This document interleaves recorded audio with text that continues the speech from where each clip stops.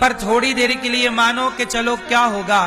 तो ये बताओ, भागवत आप लोग सुनेंगे, इसमें आपका नुकसान भी तो नहीं है, मोक्ष तो होगा ही, पर बताओ नुकसान क्या है। 7 दिन आप लोग वृंदावन आए, 7 दिन आपने पोथी पाठ कराया, ये हमारे यजमान परिवारों ने भागवत सुनी। ये बताओ कि यदि भागवत जी सुनने से कोई फायदा नहीं भी हुआ, माना कि, तो ये बताओ नुकसान क्या हुआ आपका, क्या नुकसान हुआ।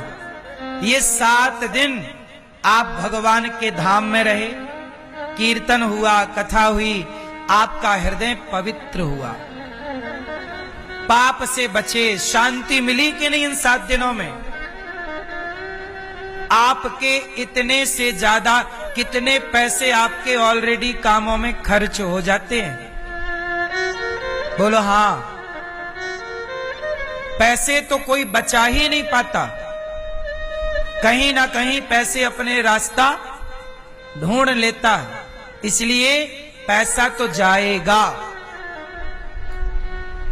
किसके पास रहा है, पैसा आता ही जाने के लिए, लेकिन पैसा यदि अच्छे कामों में लग जाए तो पैसा जाने के बाद भी लक्ष्मी माता उसके पास से कभी नहीं जाती, जो अपनी लक्ष्मी का पैसे का सदुपयोग करता है।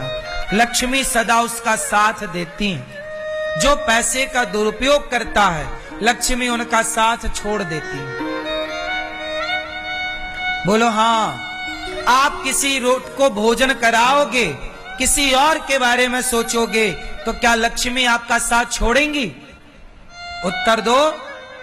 और यदि लक्ष्मी साथ छोड़ देंगी तो सवाल माता लक्ष्मी पर खड़ा हो जाएगा कि माता आपने सच्चे का साथ नहीं दिया, इसलिए लक्ष्मी पर सवाल खड़ा हो सकता है। इसलिए लक्ष्मी माता कभी उसका साथ छोड़ती ही नहीं है जो दूसरों के बारे में सोचता है।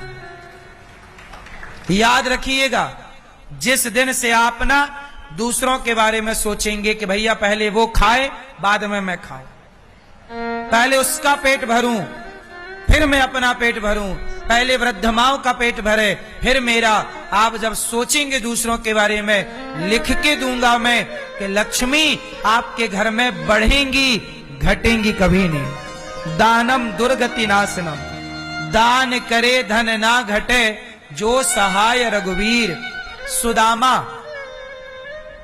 सुदामा ने कृष्ण को 4 मुट्ठी चिवड़ा दान कर दिया। सुदामा द्वारिका देने गए थे कि लेने गए थे? बोलो। देने। क्या दिया? 4 मुट्ठी चावल, चिवड़ा, 4 मुट्ठी दिया। तो क्या हुआ? दान करने से सुदामा का घटा कि बढ़ा? इतना बढ़ा कि सुदामा सोच नहीं सकते। इतने से चावल देकर इतना वैभव पा लिया सुदामा ने, ये देने का ही तो फल था। जब तक नहीं दिए तब तक क्या मिला?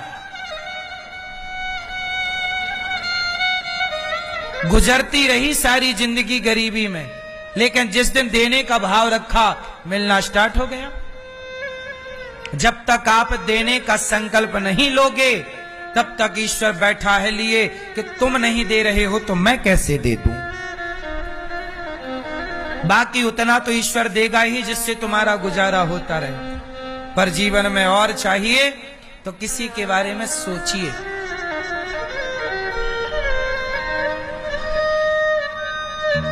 भक्तों, हमारी भारतीय परंपरा रही है कि हमारे, आपने देखा होगा आपके दादा परदादा जब थाली उनके सामने जाती थी तो पहले थाली से एक रोटी अलग निकालते थे, वो चावल थोड़ा दाल, और निकाल के बगल में रख देते थे। आप में से किसी के पुरखों को आपने देखा होगा ये सब करते हुए, नाना दादा पुराने लोग करते थे, आज की जनरेशन को पता ही नहीं। बोलो हां। थाली से एक रोटी किसके लिए निकालते थे? हैं? गाय के लिए, चिड़िया के लिए, कुत्ता के लिए, सब खाओ, जिस जो सामने आ जाए उसको खिला दो। गैया आ गई गैया को, कुत्ता आ गया कुत्ते को, चिड़िया आ गई चिड़िया को। मतलब जो तुम्हारे पुरखे थे, बड़ी भूख लगी है कड़ी, पर पहले किसी का हक निकालेंगे फिर खाएंगे। तब तो लोग 90-90 साल जिंदा रहते थे, बीमारी नहीं होती थी। जो दूसरों को खवा के खाता है वो बीमार कैसे पड़ेगा यार। भगवान बैठा है ना, न्याय, वो न्यायाधीश है। तुम सोचो तो सही, तुम्हारे साथ बुरा होने देगा वो? तुम एक बार उसके आदर्शों पर चलो तो सही। बोलो हाँ, फिर देखना बदलाव ना हो तो बताना। आप लोग गौरी गोपाल आश्रम में जो साधु जन आते भोजन करने, आप इनको भोजन कराओ, आप वृद्ध माओं को भोजन बंटवाओ, आप यहाँ की सेवाओं से अपने आप को जोड़ो। आपके जीवन में परिवर्तन ना हो तो कहना। इन माओं की दुआएं खाली जाएंगी क्या? साधु को रोटी खवाओगे तो आशीर्वाद खाली जाएगा क्या? दुआएं कभी खाली नहीं जाती। माँ की दुआ कभी खाली नहीं जाती। ये बात भगवान से भी टाली नहीं जाती। बर्तन मांज कर 4 बच्चों का पेट भरती है माँ, पर विडंबना देखो, उन 4 बच्चों से एक बूढ़ी माता पाली नहीं जाती। बड़ा दुर्भाग्य है।